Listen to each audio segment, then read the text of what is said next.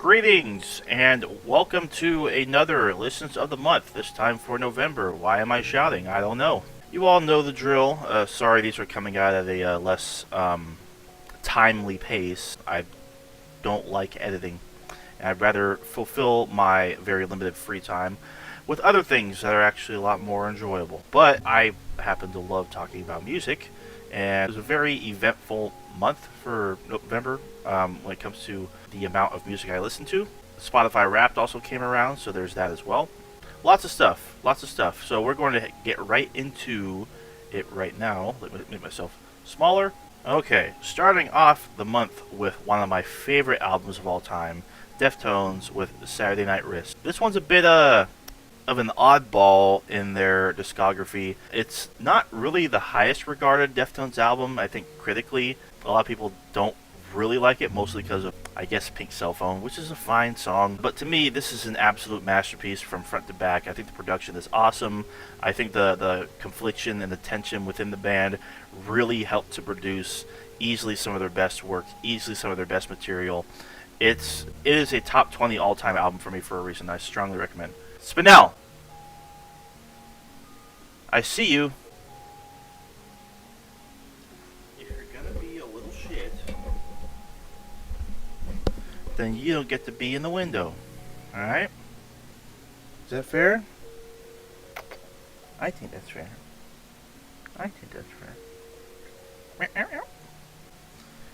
Alright, next up, we got the two-song release from Palms. They put out 2 unreleased songs this year. Meow, meow, meow. I'm having too much fun. No, she likes it. Hi. Sweetie baby. Cutie butt. We're just gonna watch me play with Spinell this whole time. Hope that's fine. Yeah, I absolutely love these songs. Opening Titles was one of my most played songs on Spotify.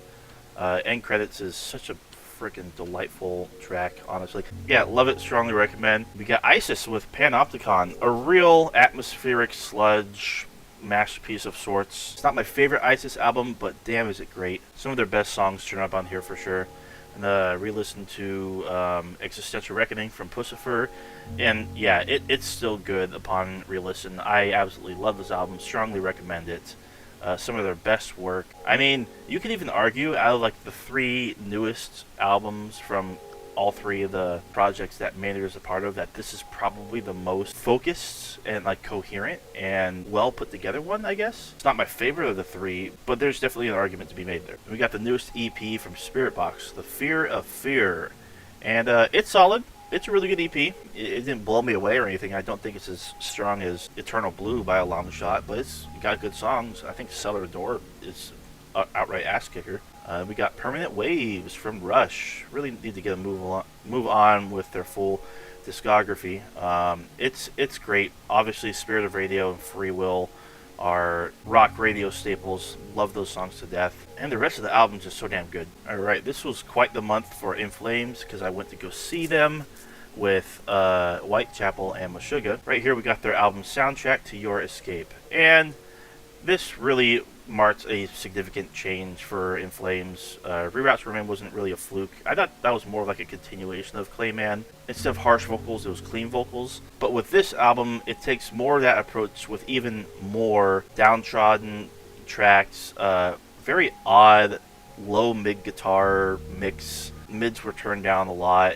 So the album kind of sounds real clunky. I'm not the biggest fan of it, but The Quiet Room is a fantastic song. Very melodic and accessible for the most part, but there are some ass kickers later on in the track list, like Borders and Shading, if I remember that one correctly. Superhero of the Computer Rage, for sure. Dialed 595.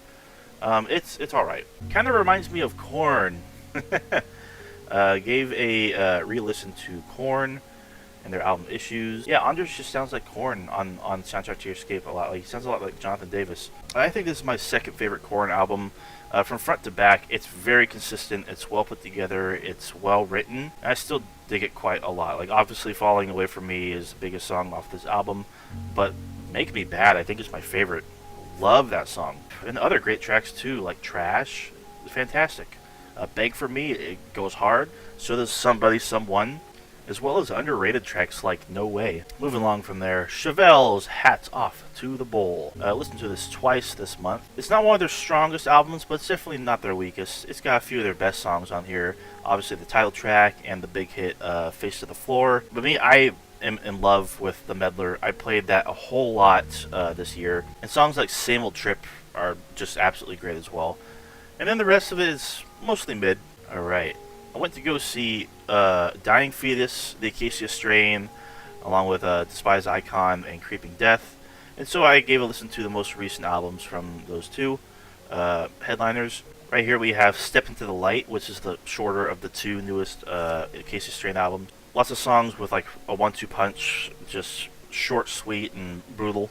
And it's fantastic. It's a little off. It's not as good as like Slow Decay, but still a very hardcore punk vibe, and I still very much appreciate it. It was great to see them live, even though they didn't really play that much new stuff. Lots of old stuff when I saw them, like pre-Wormwood. Like it was fantastic. And listen to obviously, like I said, the newest from Dying Fetus, Make Them Beg for Death, and yeah, all the singles are basically the best tracks, as well as Throw Them in the Van. They were so killer. They were so great. Unbridled Fury, Feast of Ashes, got some of the coolest parts in them. I don't think it's the strongest Dying Fetus release. I think there's a few more that are probably better than this, but it's still like an ass-kicking record that's going to get you like a lot of what you expect from them out of it.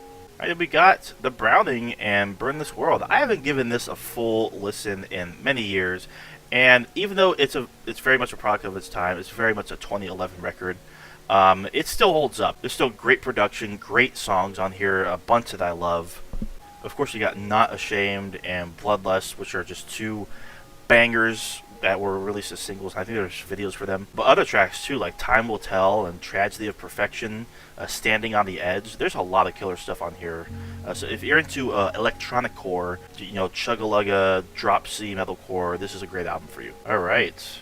Going through the whole Devin Townsend discography again, chronologically, and gave a re-listen to City, and it's easily one of the most extreme things you'll ever hear. It's not a very long album, too. It doesn't overstay its welcome, but damn, is it just intense, brutal, pissed off, and so rewarding if you're looking for something that's just super fast, super heavy, super extreme, super pissed off. Love it to death. And we got In Flames with Come Clarity, and I would say this is easily one of their best albums. After a bit of a misstep like Soundtrack to Your Escape, they really came together and put out like easily some of their best work. It's so cohesive from front to back. Is it as good as Clayman? Probably not. But when it comes to this era of In Flames, I think they knocked it out of the park with this one. They absolutely nailed it. There's some great written tracks all throughout this album for sure.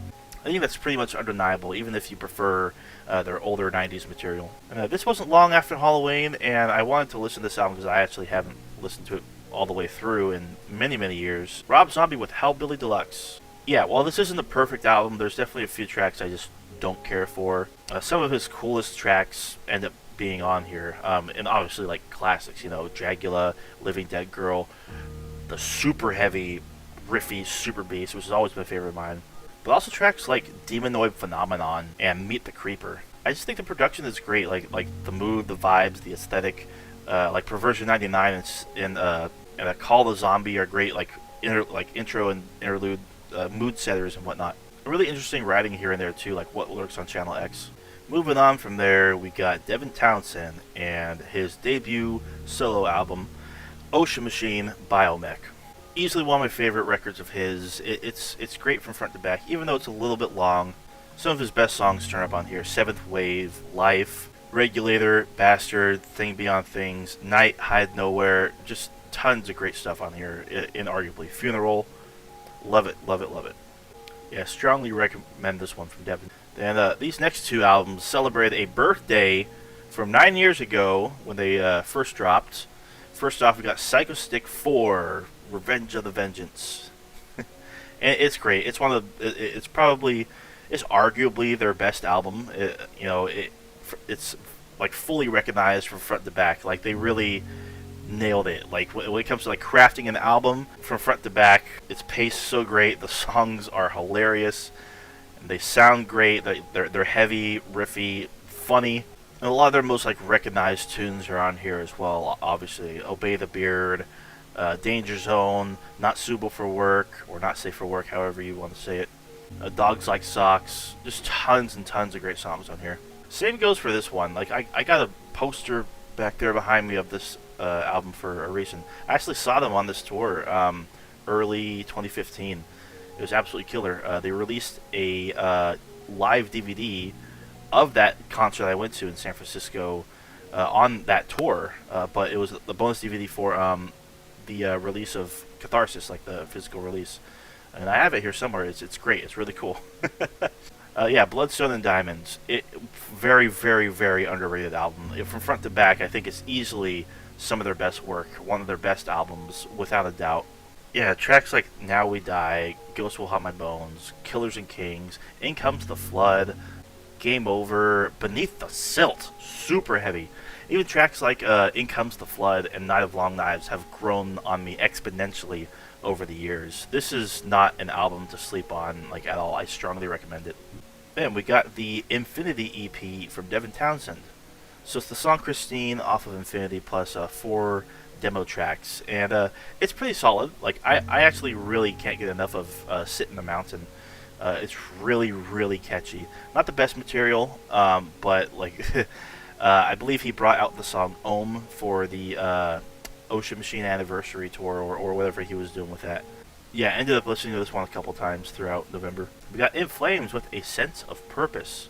Honestly, I really don't care what anyone says. This is a fantastic album. Probably just under Come Clarity for me. Like, from front to back, it really is a very, very cohesive listen.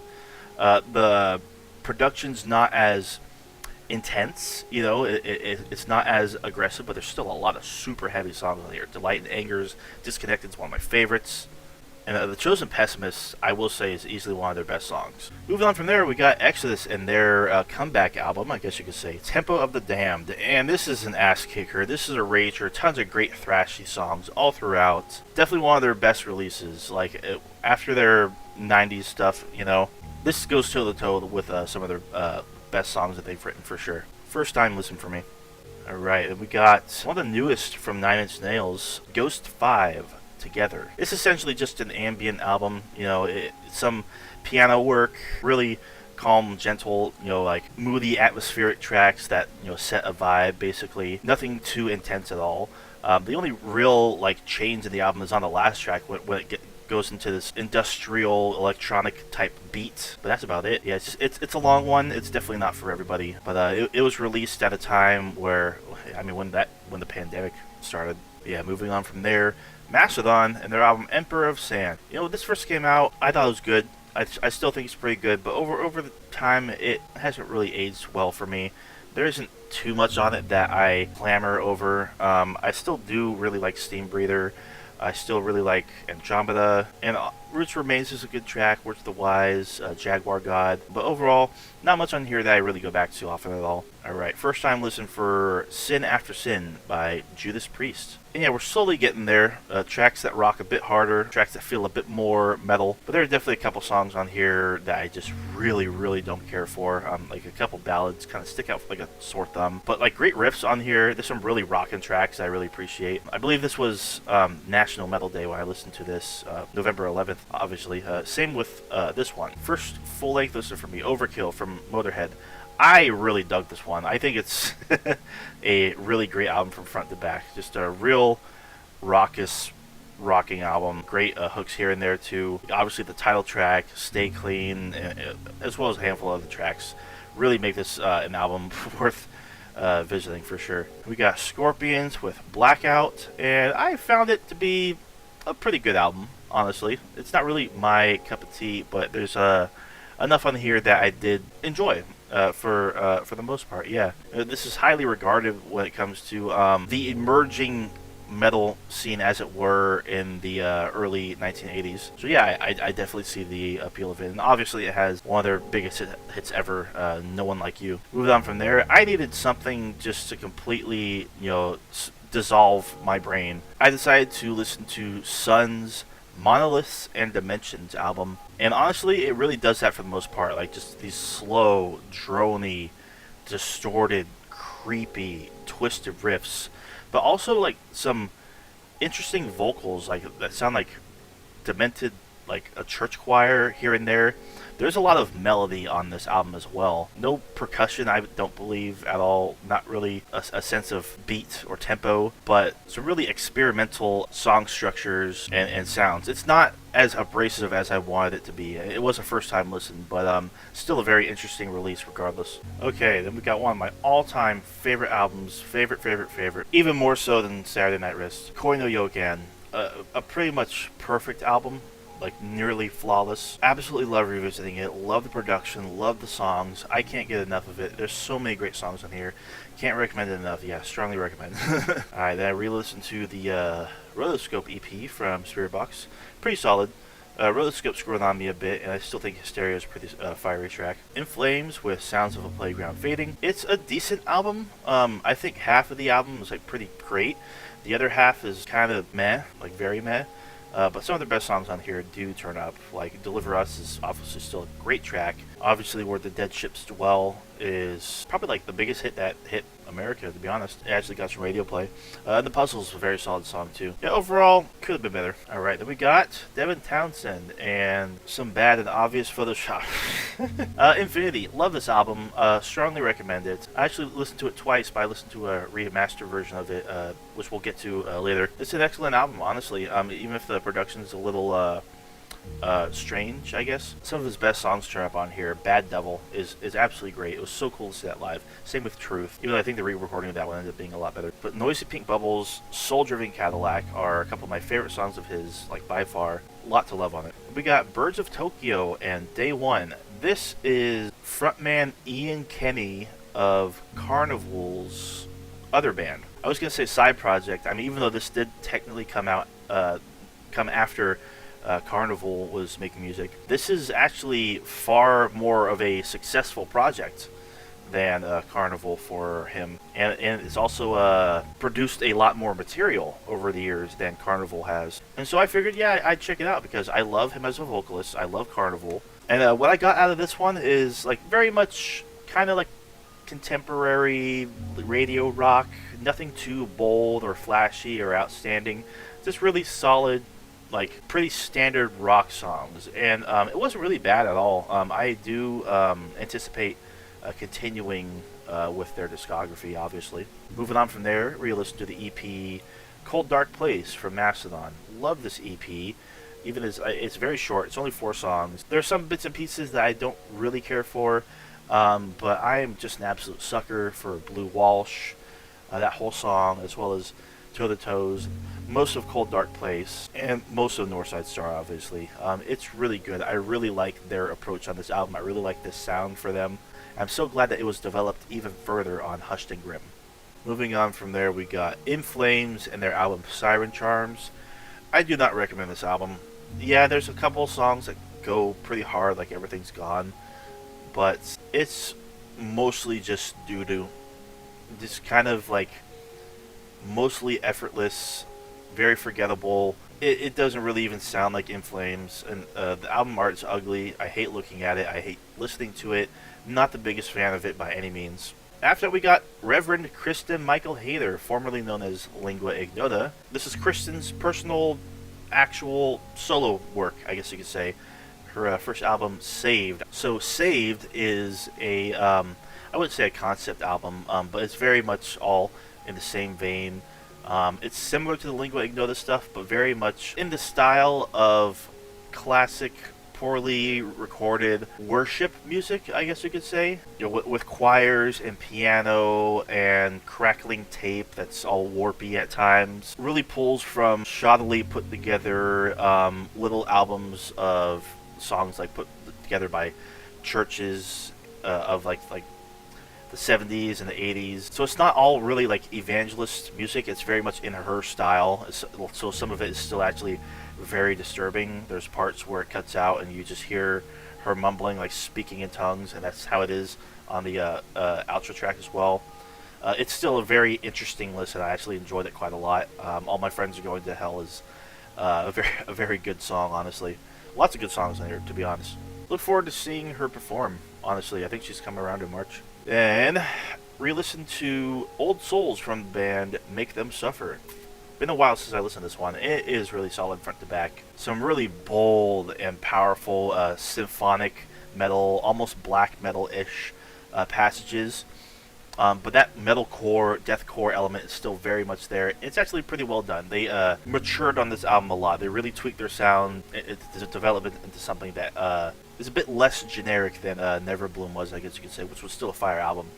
Let Me In is still one of my favorite like metalcore type songs in general. Yeah, pretty solid. All right, then we got Seven Dust with Home. Yeah, dug this one quite a lot. From front to back, lots of great written songs. Denial is one of my just favorite songs when it comes to like this style, this era of new metal, I guess you could say.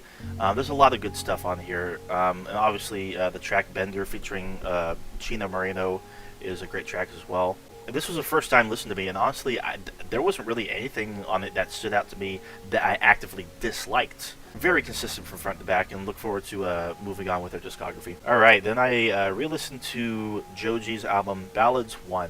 And here and there, while the production is very, very questionable, like on Attention or the final track, CU40, some of his best songs end up on here. Obviously, the mega super hit, Slow Dancing in the Dark, that has over 1 billion plays on Spotify. But other great songs as well, like Test Drive and Can't Get Over You. Yeah Right is one of my favorite songs of his ever. And I really love the track Wanted You. Like, I was obsessed with that song when this album was released. Moving on from there, Testament and their album Low. This is a heavy freaking album. Like, damn, this is an ass-kicking album right here. Tons of great killer grooves, great riffs. This is really like what I'm looking for when it comes to, I guess, this style, this era of just thrash in general. And Testament really came together and put something that was just very, very appealing for me. I love this style, the groove, the chunky guitars, and the more like guttural style vocals too actually really work in this album's favor. I dug it quite a bit. Low was actually probably the first Testament song I ever heard too, and it still holds up to this day. Still love it. But yeah, first time listen for me, dug it quite a bit. Also listened to this whole thing for the first time in its entirety. The first album from Tenacious D, the debut, self-titled album, and I strongly recommend it. It is so great. The production is excellent. The songs are fantastic. Just ridiculous, but genuine and authentic and funny too. The skits are great. It's such a great album. It's no wonder why it's so highly revered. Lots of memes. Absolutely love these guys. Can't wait to see them live someday. Alright, then we got Suffocation and Pierced from Within. I really wish when I listen to death metal albums that I could actually remember a lot more about them. But when listening to this album, there really wasn't anything that I disliked at all. In fact, there's a few moments on here where it just gets into these just brutal, friggin' just visceral passages. And that's what, I mean, that kind of shit is like really appealing to me. So I'll see how more of their discography trajects from this point, I suppose you could say, because everybody kind of reveres this as the best Suffocation album, and it's easy to see why. Like, it's considered a classic, and I mean, without this album and its influence, there'd be less death metal bands that sound the way they do, I guess you could say. All right, then we got Tsunami, their self-titled EP, very short EP, just a few minutes long, I think, and it's just give no fucks hardcore, straight to the point, ass-kicking, beat-down music, and it's great. We got Chris Stapleton and From a Room Volume 1. Really good choice to split Volume 1 and Volume 2 apart because they both end up being like half an hour long, and I think that's like a perfect amount of time for this kind of material. Broken Halo is obviously like a fantastic track off of here. It's good because like an album like this, it's not bloated, it doesn't overstay its welcome, and there's a lot of material on here that you can sink into and appreciate, and you don't have to sit and wait and be like, okay, when is this album over? I think Traveler was a little bit bloated, even though the album was good. All right, moving on from there, we got In Flames with Battles, and I was actually pleasantly surprised with how much I actually really enjoyed this album. Is it one of their best? Hell no, absolutely not. Like, this is clearly still even a deviation from their 2000s material. I mean, a lot of their melodic roots are still very much here, with that alternative metal creeping in. But what really stands out to me about this album is compared to Siren Charms, there's a lot of sticky moments on here. There's actually a lot of hooks that are good, and pretty much nearly every song on here is actually pretty solid. There's still like some moments here and there that I just don't care for, but like the writing on here is actually like very well focused, and like this album's pretty well crafted. Compared to Siren Charms, this is a friggin' excellent album. It's still not one of their best for sure, but it was a very pleasant surprise. Because I remember not really liking this one at all. Like similar to Siren Charms, but upon re-listen, my mind has changed. All right, then we got Trivia with Ascendancy. Yeah, this is a killer album. Honestly, like just the opening track alone is just ferocious. It's easy to see how this album is so highly regarded because this is the first time listening for me. I've been slacking on these guys for quite some time. Yeah, it's easy to see how this is a metalcore classic. It really even goes beyond the term metalcore. Like it's very thrashy. It's very groovy. It's got a lot going for it. I really liked it. All right, and then we got that new Andre 3000 album, New Blue Sun. I was expecting more from it, but I was very pleased with it. It's a very lengthy album. 8 atmospheric tracks that each have their own vibe, each have their own personality, but they don't really go anywhere. It's not terrible, but it is something for you to have in the background and just chill out to, fall asleep to, and whatnot. Big props on Andre 3000 for going with this direction and just doing whatever the hell he wants, because the payoff, I think, is very much well deserved. Alright, then we got the debut album from Crosses. Strongly recommend. It's one of my favorite albums ever. It's excellent from front to back. Even though it's 15 tracks, it doesn't really feel bloated. It doesn't overstay its welcome. Pretty much every single song on here is great. Sure, there are some lesser tracks like Cross or Purient for me personally, but whether it's the epilogue, This Is a Trick, Bitches Brew, The Holy Ghost, Telepathy, the soul-crushing 1994, or the masterpiece that could be a wedding song, Option, the first Crosses song I ever heard. Beautiful track. Cannot wait to see these guys in a few days from as of recording them. Alright, we got In Flames with I, The Mask. And this is a bit of a regression when it comes to following up battles. Didn't really care for this one all that much at all. This really felt more like them diving into like octane core, arena rock, like festival type anthem kind of shit, and I'm not really about it. There's a few songs here and there that are pretty solid, but overall I didn't really care for most of it at all, honestly. Alright, we got everybody's favorite Metallica album, Saint Anger. A lot of people would think that I'm torturing myself with this, but to be honest, I think there's a bit to actually like here. Sure, everybody's talked about this album to death and its issues and whatnot, but yeah, I will skip Invisible Kid because it does drag. But upon re-listening, I actually found out that I actually don't really mind Purify that much at all. It's just the chorus, which is just really awkward and cringe. But this is a very heavy album. Like, it's got some really heavy moments, like the title track, Frantic, which is one of my favorite Metallica songs, period, as well as All Within My Hands. God damn. Even tracks like Sweet Amber and Shoot Me Again are very solid songs, as well as The Unnamed Feeling. Moving on from there, Meshuggah, their latest album, Immutable, a very heavy, trotting friggin' album. Sure, a lot of the songs on here don't really go anywhere. Like, they're very skeletal. Like, there's a foundation for them, and it's only built upon slightly, like for each of the songs here, basically. So I think that's the biggest issue with it, but it's not bad at all. I'm really happy I got to see the Abysmal Eye play live when I saw them with In Flames in Whitechapel. I will say, I think, apart from the Abysmal Eye, I think God He Sees and Mirrors is probably the best song on here.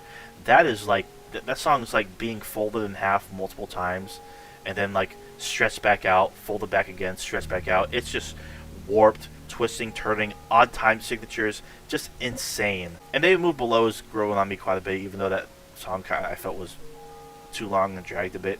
The music video for that's really cool. Alright, then we got Mastodon, Hushed and Grim, their latest album. And honestly, this has gone way up in my book. It is probably my second favorite album from them. I really can't get enough of it. And this right here, Hushed and Grim, is my album of the month for November 2023. There are no bad songs on this album whatsoever. There are some lesser songs, like you can argue Dagger, or maybe, I don't know, maybe Gobblers of Dregs, but I still really like that song. Same with Skeletons of Splendor. Like, from front to back, I think this is their boldest work. I'll touch on it more when I do a tier list of them and all their albums. They really outdid themselves on this one when it comes to Brent's leads and all of their vocals. Love this album to death. Strongly recommend. Then I listened to Iron Maiden and Seventh Son of a Seventh Son. A really neat evolution for them, honestly. When it comes to songwriting, the addition of synthesizers was really nice. The title track's excellent. Goodness gracious. Can I Play With Madness is obviously very catchy. This is a really solid album from front to back, honestly. It's first time listen for me, so I'm looking forward to seeing how their discography evolves.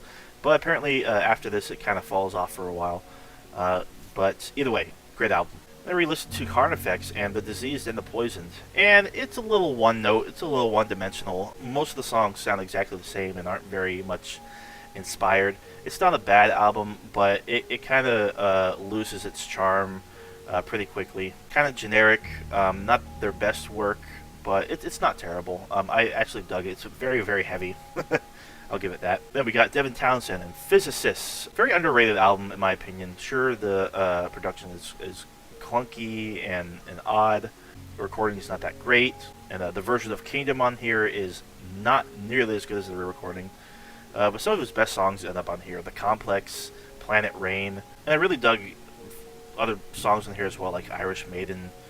Death and the Void are they could easily be Strapping Young Lad songs. I mean, he basically hired the other three guys to record the songs with him on this album. So it's basically a Strapping Young Lad album. Moving on from there, we got I Declare War and Amidst the Bloodshed. Even though, like, nowadays they are not the band that they were, like, they have an entirely different lineup nowadays, as far as I know. This is still a very, very interesting early deathcore album. It's very, very heavy. Lots of just chugginess, unique song structures, crushing breakdowns, but also some melody thrown in too. The vocals are absolutely brutal. It's just a disgusting album, and there's a lot to like about it. It's got a charm to it. It's definitely not the greatest thing in the world. It's not for everybody, but it's definitely something for sure. Something worth checking out. Check out the song "Fuck Your Claim." All right.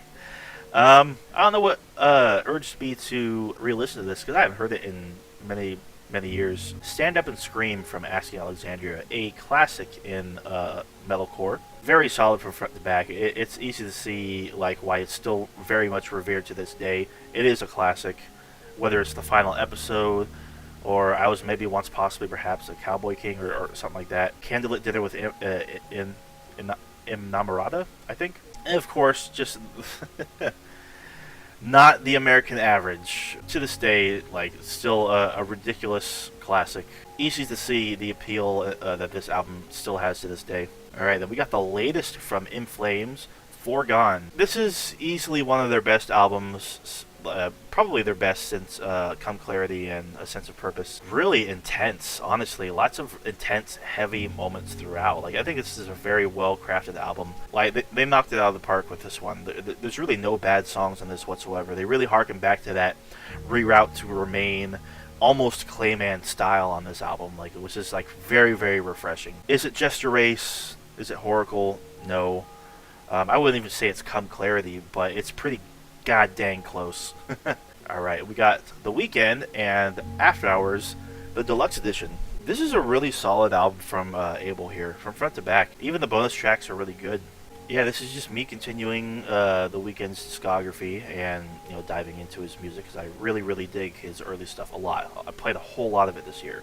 I'd have to say, like, Snow Child stands out to me. Heartless is another great one. It really isn't hard to understand how Blinding Lights is approaching, like, I think 4 billion streams on Spotify, because it's just like a perfect song, honestly, and it's a great throwback to like 80s synth pop and whatnot. Moving on from there, we got the first EP from Lantelos. Pretty atmospheric black metal EP, pretty intense. I dug what I heard quite a lot. It's kind of amazing to hear like what they sound like now in comparison. Then after that, we got Behemoth and their album Grom. Now this is the reissue, so I think it was remastered. So the production's a little abrasive on this one. It's an early Behemoth album where there's still very much black metal, but they do incorporate little infusions of death metal here and there. There are a few very silly moments on this album, like I think vocal wise, and I think there's a couple like instrumental passages too that are just like a bit questionable.